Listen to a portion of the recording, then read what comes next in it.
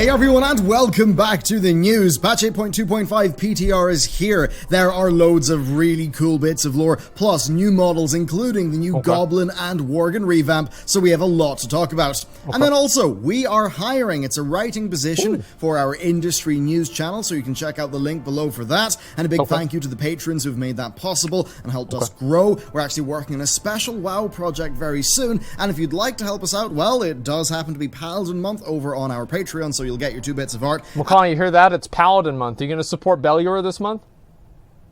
Yeah, man. Awesome, dude. That's great to hear. And the vinyl sticker all for $25. Shipping included. So, with that covered, let's get into today's very exciting news. Okay, Rathian is back. Well, somewhat. So, patch 8.2.5 seemingly is going to be advancing the Champions of Azeroth storyline. Predictably, it's the Champions of Azeroth, though things aren't exactly going that well because, hey, we're quite easily played. Seemingly, we are rushed into the Chamber of the Heart, where we find that Spirit Walker Ebonhorn is dealing with old god corruption. Now, that's alarming because he is, well, inside the Chamber of the Heart, but that's not exactly a new thing. The Chamber of the Heart has had a few void incursions before. Mother seemingly attempts to sanitize Ebonhorn, which does make sense given her pretty much being a robot, but Magni is able to call her off. Now, Magni seemingly knows that Rathian has been up to something, and that Rathian's knowledge could be vital to saving Ebonhorn and Azeroth. So he says that it's quite hard for anybody to hide from him, the speaker for Azeroth, so Magni is presumably able to— what do you mean? It's hard to hide from you. This guy's a fucking dumbass. Like, everything that he's done has been a dumbass decision. I mean, really, like, everything that he's done has been wrong. You know what I mean? To track Rathian down and send us off to bring Rathian back.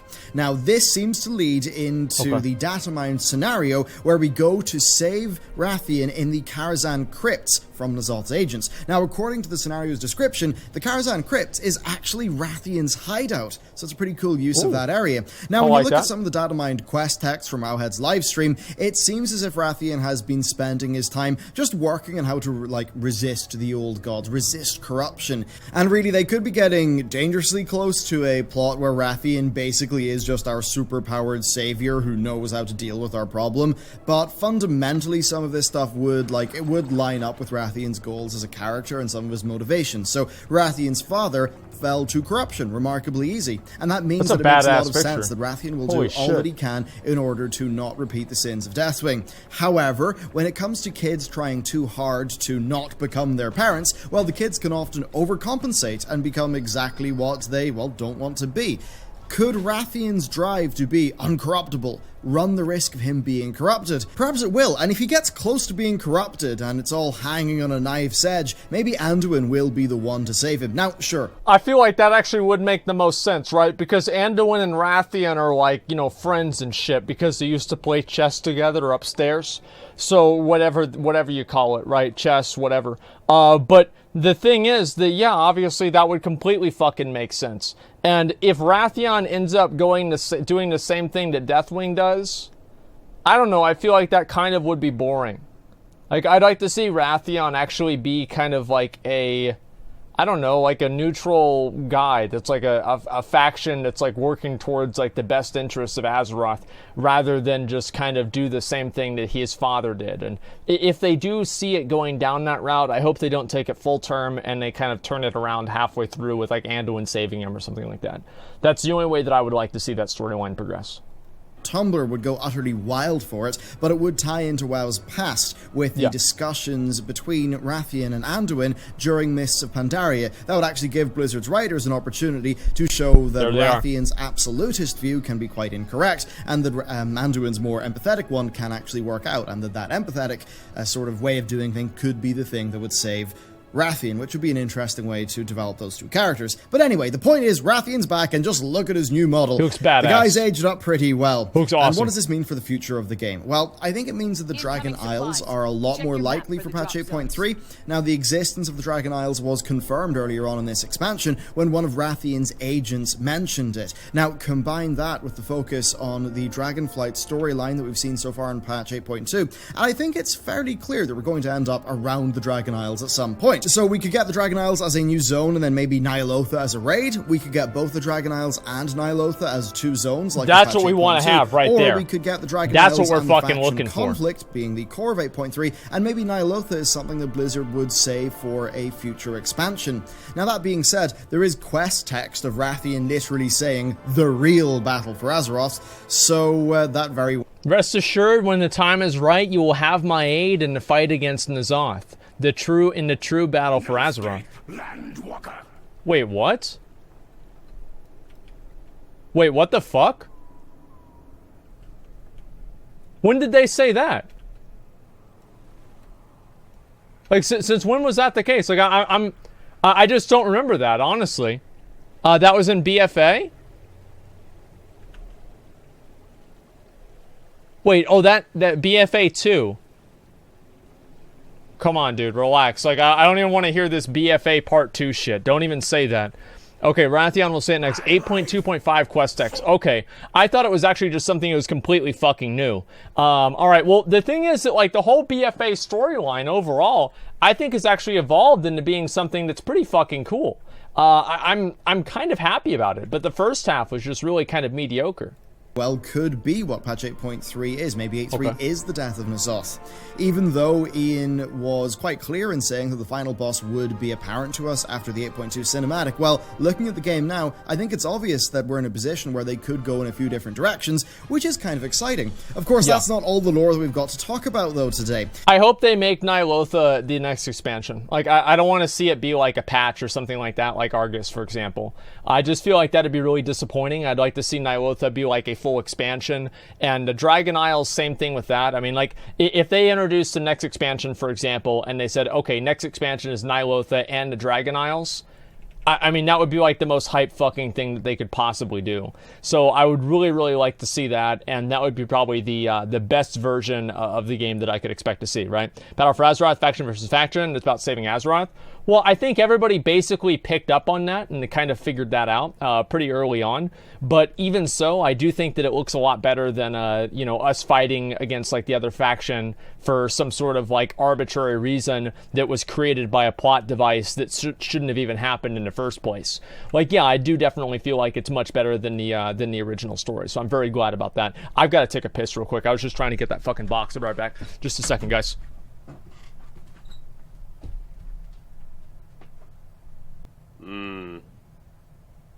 This is not a good day for Texas. It's a bad time. Anyway, Twitch Prime. Okay.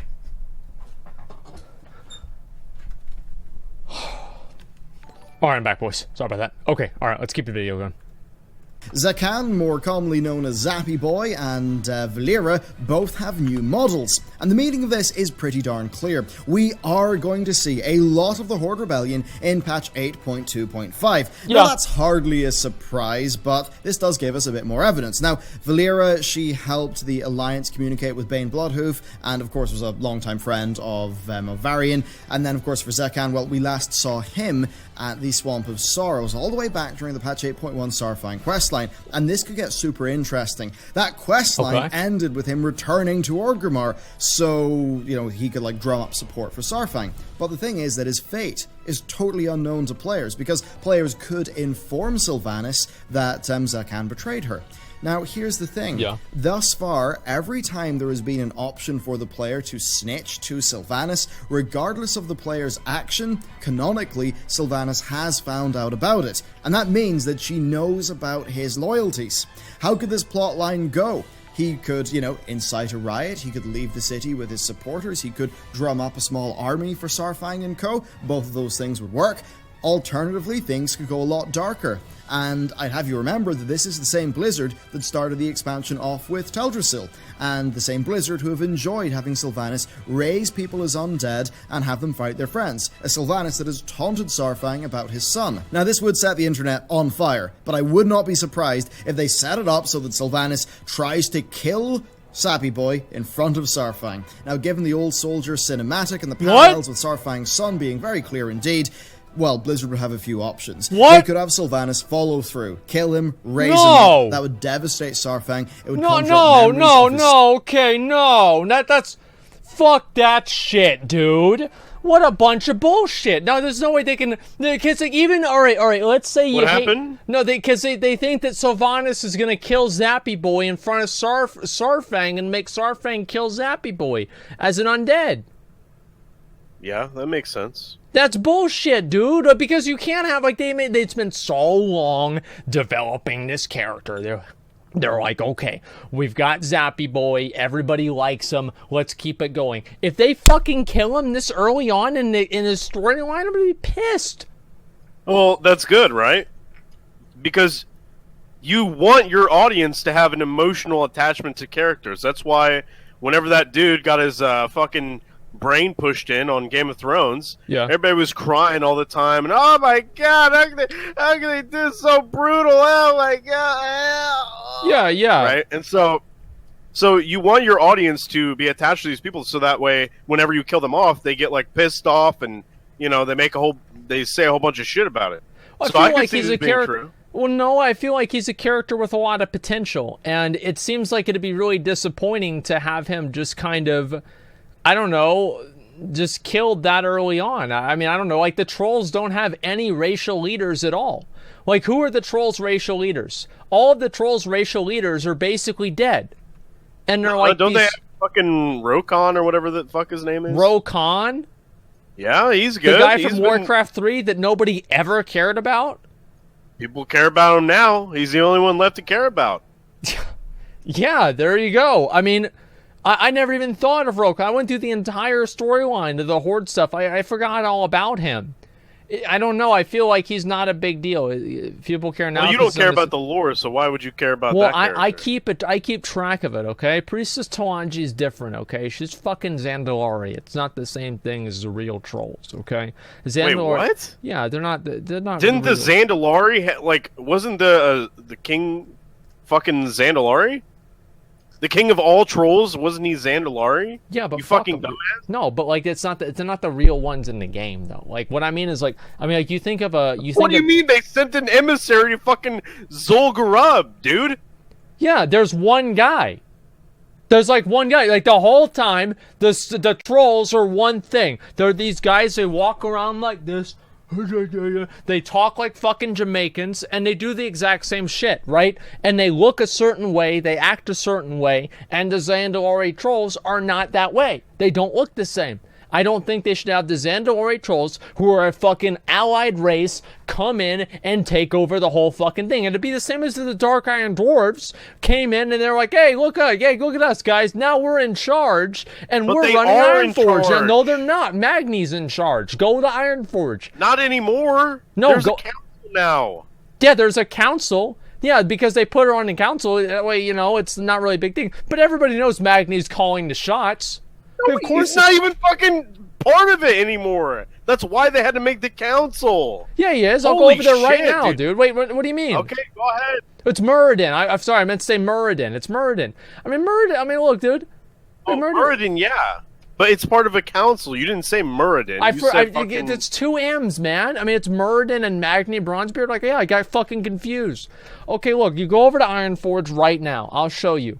Okay, we're not retarded, we're our own race. No, listen, man, all I'm trying to fucking say is that I think that the trolls of the game should be the same fucking trolls. The main racial leaders of the trolls should be the same trolls that there were before. Now, even Jaina. Like, Jaina is another example, okay? Jaina is Kultiran, but she's fucking not, because she's not fat. And so you have Jaina, who is Kultiran, but she's not at the same time. Anduin is a human. You have Sylvanas, who is an undead. And you have the orcs. Who is their racial leader now? Saurfang, who is a fucking orc. You look right over here. There's Muradin Bronzebeard. Okay, Moria doesn't fucking do anything. You can't even talk to her. You can't even talk to Moria. That's how little she matters. Oh wait, you can't talk to anyone. You just said Jaina wasn't a fucking Kultiran because she's not fat, but there are plenty of non-fat Kultirans. Well, what I mean, I know, around. exactly, but, like, what I mean is that there are no Zandalari trolls that don't look like Zandalari trolls. Because there's, like, Kultirians, like, some of them were, like, affected by, like, the Drust or some kind of weird fucking bullshit. I forgot, like, what the lore was. But the point is that, like, look at Muradin. Muradin is front and center. Then you have What about her off... Zol? Who? Zol. What about him? He didn't look like the rest. Zul was, like... Was Zul even a Zandalari? Like, I don't even know. Yes. Let me see. I'm gonna look it up right now.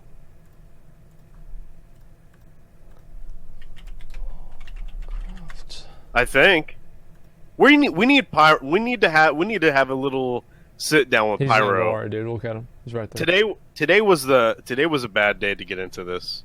He's Zandalari, 100%. He's Zandalari troll. 100%. He's hunched over. Yeah, because you look at his helmet, dude. Anybody would be and he's hunched over with over. that fucking helmet on, dude. Look at that. Look how big it is. There's no fucking way you wouldn't be hunched over with that. Even King Rastakhan has to sit back because his helmet's so fucking big. And he's a fucking badass. Like, Zul is just like... Yeah, but your example was, they don't look like the rest of them, so they're not this. I just think I think the main faction fucking leaders should be characters that have represented the races that look visually the same as the races that have been in the game for 15 years. I don't want to have it. No, I'm not. I'm not backtracking at all. Like, this is exactly what I was saying. Like, all I'm trying to mean is that I don't want to have fucking Kultirians come over. Like, what if the Void Elves come and they take over the normal elves? That would be stupid. Well, what are the Maghar orcs? I don't want to see a Maghar chieftain for, like, the fucking Horde. That'd be retarded. I want to see somebody... Sylvanas doesn't look like the rest of the Yeah, undead. but that's been established in the lore for the last 15 or 20 years. It's a different paradigm. But that also goes against your fucking example, dude. No, it doesn't. Like, yeah, obviously Sylvanas... Yeah, no, Sylvanas is the one exception. He's so Garrosh? pissed. Yeah, and look That's how like that when- turned out. That didn't turn out too good, did it? Yeah, but that's yet another example of a leader not turning out how their fucking followers are. Listen, Their dude, I subjects. don't think they should have the Zandalari... No, because think about it like this. No, Thrall... No, he was even in the game, right? Thrall made Garrosh the war chief. And then at the same time, everybody was like, what the fuck? Everybody was mad about this. Everybody was mad. They wanted to have a fight over it. And Garrosh was going to get his ass beat, except for he had some poison dagger. Like, everybody, even the people in the game were mad. The people in the story that were, I remember whenever they were like, Thrall's making Garrosh the war chief. Why? All Garrosh does is get mad. Like, that was literally the whole thing in the storyline. And like, now Sylvanas, another example, now that's causing trouble. You just have the same fucking characters that, I mean, I don't want to have the allied race. I don't want to have the allied races be the leaders of the factions. I think it's stupid. I At know least you're not upset. this early Look. on. Not this early on. Look, dude, I know you're upset. Not this that I early. just- It's too early, man. It's too fucking early. It should be like 5 more years before they have like one of the allied races have to do with that. It's listen, dude. Tharissa for war chief. Yeah, make Tharissa the war chief. That's so fucking dumb, man. God damn. Like, I don't want to have fucking... Okay, let's just go with the rest. Let's go with the rest. I forgot. What were we even doing? Watching a video. Okay. Here we go.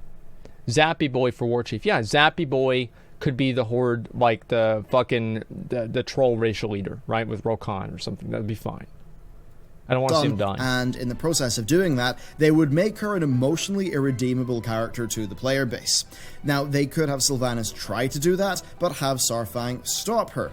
He would be able to do for Zakan what he was not able to do for his own son, and that could be quite a powerful moment for the character. I agree. I mean, look, I know that's dramatic, perhaps I'm a bit cynical, but I do expect Blizzard to milk this character for all he's worth, especially given how they've talked about their Battle for Azeroth narrative decisions thus far, and their clear willingness willingness to, you know, craft that big, shocking, emotional journey for players. They very much have talked about that out loud. It's not really a secret. And while we're on the topic of the rebellion, well, a map has surfaced for a Baron's Warfront. This would make complete narrative sense, but I admit I'm just not that interested in playing Warfronts. Maybe getting into a heroic one could change that. I do need to try that mode, but I just don't think it's worth the dev time. It's not. Like, the heroic Warfronts need to change them and make them better. I think that, like, Warfronts as an idea are good, but Warfronts will never truly be good until they are PvP. Now, I'm sure that Warfronts do get engagement numbers when the gear is relevant, but I find it hard to imagine that people actually do Warfronts because they enjoy the content. That's not all, though, because Kalia Menethil now has her Light-Forged Undead model. This is actually very exciting for lore nuts out there like me, given the significance of what type of being she is now. Many suspect that Kalia could end up being the leader of the Undead after Sylvanas vacates her current position. She would be a Horde leader that could easily mix in with the likes of Bane, and that certainly would... Wait. If Kalia is the leader of the Undead, and the Undead are in Lordaeron, that would mean that the Alliance would reclaim Lordaeron.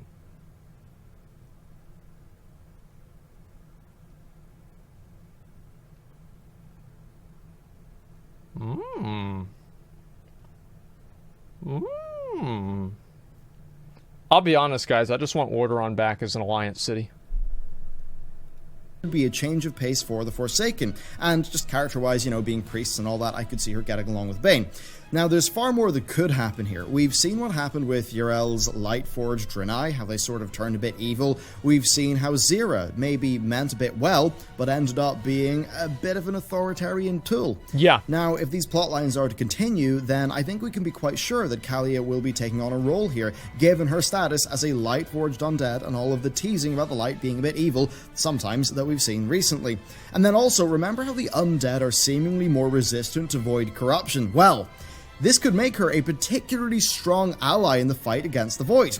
Overall, though, there's just so much potential with her plotline, and it's great to see Blizzard just, you know, that they're going to be continuing it, that they're putting attention and care into this character. Next, though, let's talk about the Worgen and Goblin revamp. This is a very long-awaited one, and honestly, there's not that much to say about it other than I think, yeah, they're really good. I like Blizzard's art. Issues with both races have been improved, and, well, it's kind of sad to see them not go with a more dangerous and ferocious-looking female Worgen, but the new version is, I suppose, a bit of an improvement, and, I mean, hey, with the new Goblin rigs and animations, I'm pretty sure the road is paved for the Valpera to be the Horde allied race of 8.3, maybe along with the Mechanomes for the Alliance. They do however they want to. But anyway, with this done, Blizzard have finally fulfilled their promise with the character revamps, and now I imagine they have freed up a decent chunk of their animation resources for working on future content. And then next up, we've got a bunch of new mounts, but most of them are not available through gameplay. So we do have the Honeyback Harvester, the B mount, which of course is through gameplay. Then there's the Alabaster Storm Talon and Thunderwing. These are both listed as in-game shop mounts.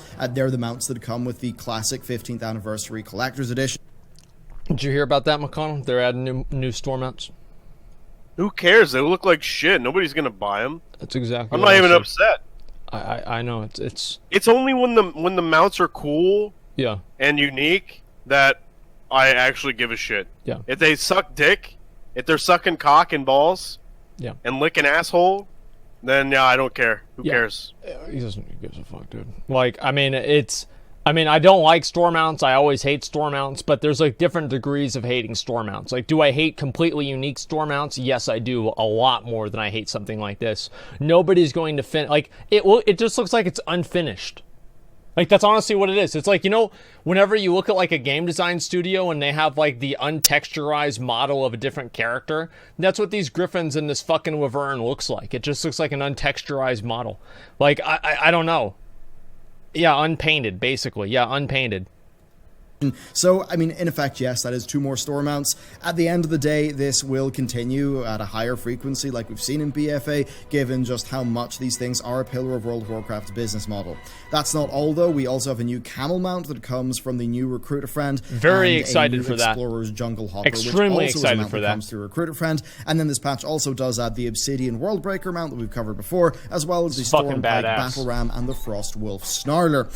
And I'm sure this is going to conjure up the usual store mount debate. I think I've been very clear in the past. I dislike this as a business practice given the sub fee. I disagree with it in terms of reward design in making an MMORPG, and I've also pointed out that the very high effort mounts are typically the store ones, not the in-game ones. But it's also worth pointing out that the more I've looked into Final Fantasy XIV, as much as it is praised, I mean, man, its store-like mounts, it's really rough, that situation. They went way harder into that than Blizzard have. And maybe that's Blizzard catching on and trying to double down on this and make more money. So they're fucking doing the same goddamn bullshit of Final Fantasy. Like, why am I not surprised? Final Fantasy...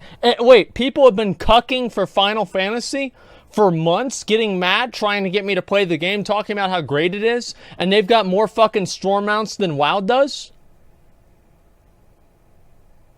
And they're $30? And you guys want me to play that bullshit? Fuck no, I'm not going to do that. They sell transmog too? The shameless... Wait, what do you mean? What do you mean, what do I mean? ESO has the same thing, and you played that. I didn't know that whenever I played it. Yes, you did. You knew it on the second day. The second time you tried it, man. Yeah, the second time. By that time, I was already invested in playing it. Like, if I had known it at the very beginning, I wouldn't have played it out of fucking principle. Like, I'm not a fan of store items in an MMO. And also, ESO is different in a way that you don't it doesn't require a sub. It's fucking different. You can buy a flying convertible. No, it's completely fucking different. ESO is both a free and a sub version. Yeah, it's a different paradigm. ESO has $200 houses. That's true. They're really expensive. The fuck, dude? Who would spend actually, they're probably more than that. I'd say they're probably like...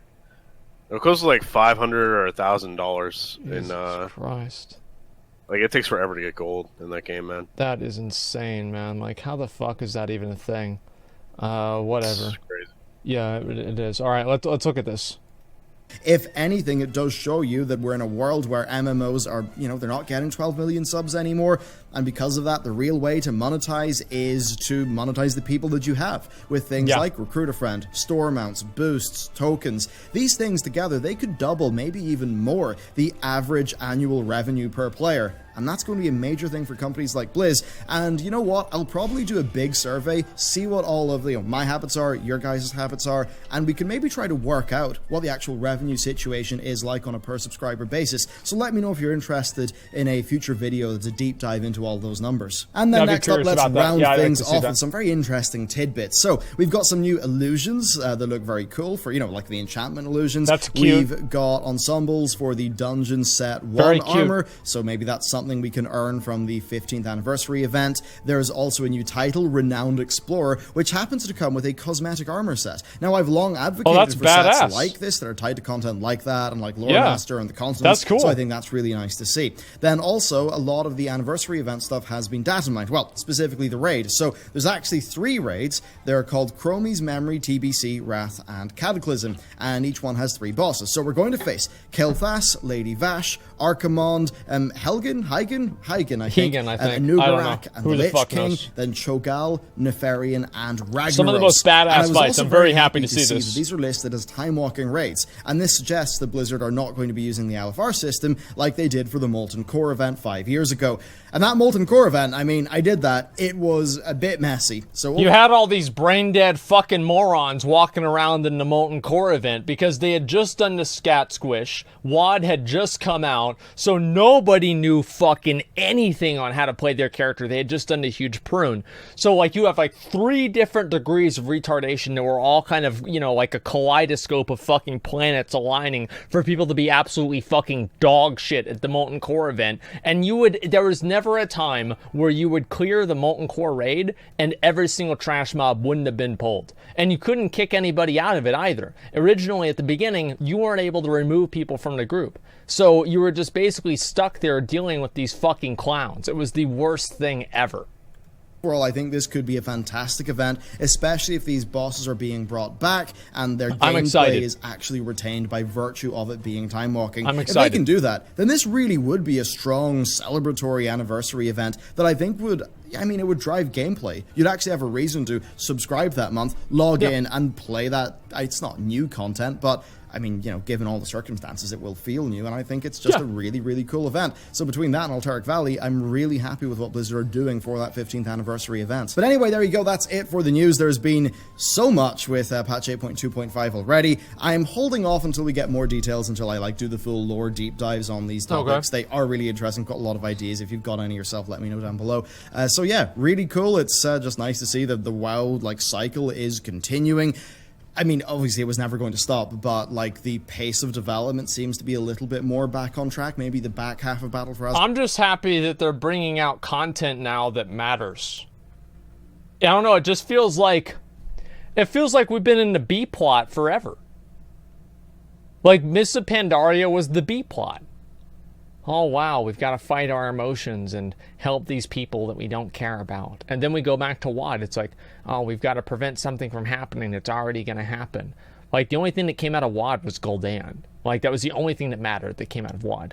Legion, actually, was the A plot. You know, you were actually moving forward in the main storyline of the game. The fight and the crusade against the Burning Crusade, right? And their overwhelming conquest to destroy Azeroth. You fight them throughout the entire expansion, culminating in destroying the World Soul in Argus. The storyline felt complete, and it made sense. Then we go back over to BFA, and they say, hey, you know how there were 4 old gods? Well, guess what? The Titans, aka us, just invented a 5th one, so go kill that big fat piece of shit. And so then you go down to Uldir and you destroy G'huun, which is basically literally just created as a boss. Then after that, they said, okay, well, that's a big problem. How can we figure out a raid that has absolutely no real significance in the overall broader storyline? Oh, I know. Let's have them fight the factions of themselves if they're Alliance, or the opposite faction is Horde, and nobody actually ever dies except for King Rastakhan, who didn't matter to begin with. King Mekkatorque didn't die. Jaina didn't die. None of the other characters died. It was basically just the same fucking thing. What came out of BOD? Nothing. Nothing came out of BOD. It didn't matter. King Rastakhan died. Nothing even fucking changed because he didn't do anything to begin with except for deal with Bon Swambi, the Jamaican Lich King.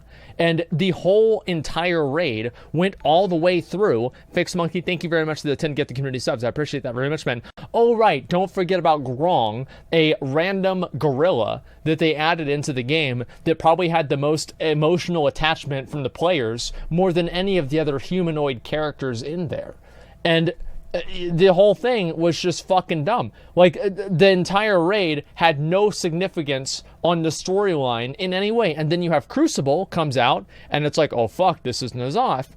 And so people didn't really understand at that point, because nobody was paying attention or cared about the lore really, to understand the significance of Crucible, and nobody wanted to go in there and do it because the raid was too fucking hard. And then finally, we get Ashara, the new raid that comes out, and the end of the raid creates more questions than it answers. The only thing that's like, okay, N'Zoth is loose. What does this really mean? Where did Ashara go? Nobody knows. Like, it's amazing. It's basically like BFA. It's like watching a stream where like somebody is just like trying to like extend. Like, imagine me trying to make content for like 6 hours out of like a 1 hour raid. And so I'm like talking about irrelevant things, bringing in some other different issue, right? It's like it's insane, right? You would just run out of time to do. Yeah, I mean, it's insane. Azeroth won't have the lulls in content and interest that characterized the first half of Battle for Azeroth. If that's the case, I'd certainly be happy. I think 8.2 has moved us in a good direction, and 8.2.5 and 8.3 could continue to move us in that good direction. Okay. And yeah, maybe Battle for Azeroth could end up in a far better place than it started. But there you go, that is it for this video. If you are interested in all of the tasty paladin stuff, there we go, that's on our Patreon for this month. If you're interested in a writing... Now, I think overall, the points that this guy was making, if Eldar were mad at Sargeras, why would he come back to Azeroth to stop him from fucking it up? because he didn't want Sargeras to fuck up Azeroth. I mean, it kind of makes sense. It's while fun again, considering resubbing, only if you think it's worth it now. I don't want to be responsible for you resubbing and then not liking the game, okay? But overall, I think the game, like, BFA is in the best state that it's been in the entire expansion. That being said, that doesn't necessarily mean that it's good. It just means that it's better than it was before. Holy shit, got into the game 3 weeks ago and I've ran ICC 3 times and just got invincible after 3 attempts. In the same week, I got Timeless Brodrake after 20 minutes of looking. Congratulations, man. Anduin Ren donated $2 and he said, I'd fuck her. Yeah, I'm sure that will happen. Asmongold Q, shout out my classic guild. Nope. Okay, alright. So anyway, like, the point that I'm making here is that, like, yeah, I mean, I just want to see some more content and some more actual, like, enjoyable types of storylines that are meaningful to the players. Because I feel like the BFA storyline so far, it's been probably one of the worst storylines that the game's ever had. One of the biggest selling points of Wrath of the Lich King is the fact that it was the Lich King. People bought Wrath of the Lich King because they wanted to kill the Lich King. The story is good. No, the point is, like, I think the story is going to culminate into something that's good. But so far, right, with the story of Gahun and the story of the Battle of Dazar Lore, they had no real meaningful significance to the players. And the players didn't understand why these things were happening, really. And I thought they were, I just didn't think they were good raids. Like, I didn't think they were good raids, period. Because they had no impact or significance on the story or on the game as a whole. So that's why I thought that they were bad. Arthas will revive. I don't ever want to see Arthas in the game again. That's the way that I look at it. I don't ever want to see him in the game. I think that the game has been fine without having Arthas in it, and I don't want to see any sort of a change or anything like that's going to different places, right? Basically saying that we could have had skipped most of BFA and gone straight to N'Zoth. Yes, exactly. Like the A plot in BFA, right? The A plot, and what I mean by the A plot is like the N'Zoth, the whole thing with the old gods, Wrathion, and, the Azeroth being corrupted by Sargeras' sword and Azerite. Like, that, in my opinion, is the A plot. The B plot is Jaina's mad. The B plot is Sylvanas is mad. BFA stands for Blizzard failed again. Listen, dude. Listen. That was on Reddit 8 months ago. Fuck you. Well, he said it, alright? Like, I mean, that's all I'm saying. Like, he said it. I mean, I'm not going to say you're not wrong, but look, you know what I mean? I mean, there it is. There it is. I mean, I don't know about Blizzard failed again. I think Blizzard's done an okay job so far. They haven't done a great job, but they've done an okay job. And I think they need to try a little bit harder. And they need to make these stories more accessible to the player base, because that's a fucking problem. Nobody gives a shit about the stories.